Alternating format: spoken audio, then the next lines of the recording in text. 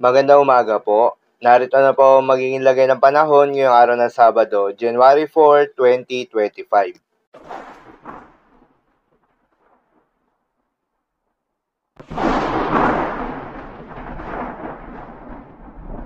Sa kasalukuyan na tayo sa pag-asa, patuloy pa rin umiiral itong northeast monsoon o hanging amihan at nakakaapekto sa may extreme northern Luzon.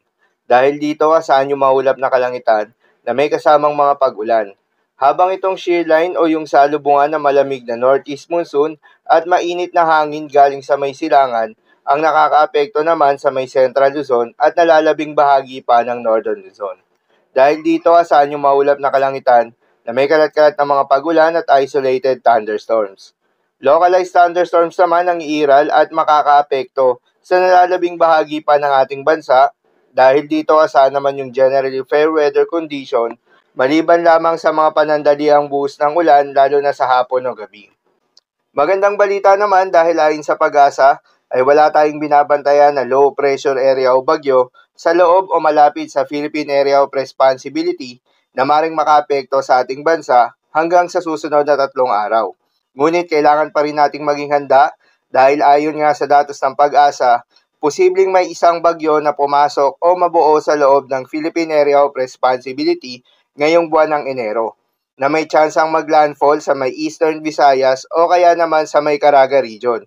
Ngunit posible din naman itong lumihis ng ating bansa. Para naman sa magiging lagay ng panahon ngayong araw ng Sabado, dahil nga sa epekto nitong northeast monsoon, asahan sa Batanes ang maulap na kalangitan na may kasamang mga pag-ulan. Posible ang mga pagbaha o pagguho ng lupa. Dahil sa katamtaman hanggang sa kung minsan ay malakas na pag-ulan.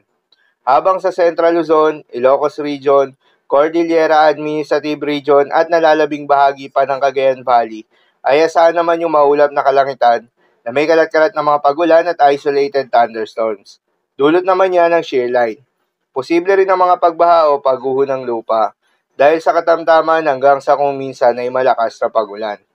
Habang sa Metro Manila at nalalabing bahagi pa ng ating bansa, ay asahan naman yung bahagyang maulap hanggang sa maulap na kalangitan na may kalat-kalat na mga pagulan o thunderstorms. Dulot naman yan ng mga localized thunderstorms. Posible rin ang mga pagbaha o pagguho ng lupa during severe thunderstorms. Madalas nabobo ang mga thunderstorms na ito tuwing hapon o gabi na nagtatagal ng 1 hanggang 2 oras. Kaya naman ingat sa mga posibleng banta ng pagbaha at pagguho ng lupa. At dahil pa nga sa epekto nitong shear line, posible ngayong araw ang heavy to intense rain sa Cagayan at Isabela, habang moderate to heavy rains naman sa may Apayao at Kalinga. Muli sa mga apektadong lugar, ingat sa mga posibleng banta ng pagbaha at pagguho ng lupa, lalong-lalo na sa mga lugar na inuulan na noong mga nakaraang araw pa. Para naman sa magiging lagay ng mga dagat baybayin, ayon sa pag-asa ay may nakataas tayo na gale warning sa mga seaboards ng Batanes, Cagayan, kabilang na Babuyan Islands, Ilocos Norte at Ilocos Sur. Dahil yan sa epekto nitong northeast monsoon. Payo ng pag-asa ay huwag munang pumalaot yung mga kababayan nating mangingisda at yung may mga maliliit na sasakyang pandagat sa mga nasabing seaboards. Dahil inaasahan yung maalon hanggang sa napakaalon na karagatan. So yun lamang po para sa lagay ng panahon ngayong araw ng Sabado. Keep safe everyone.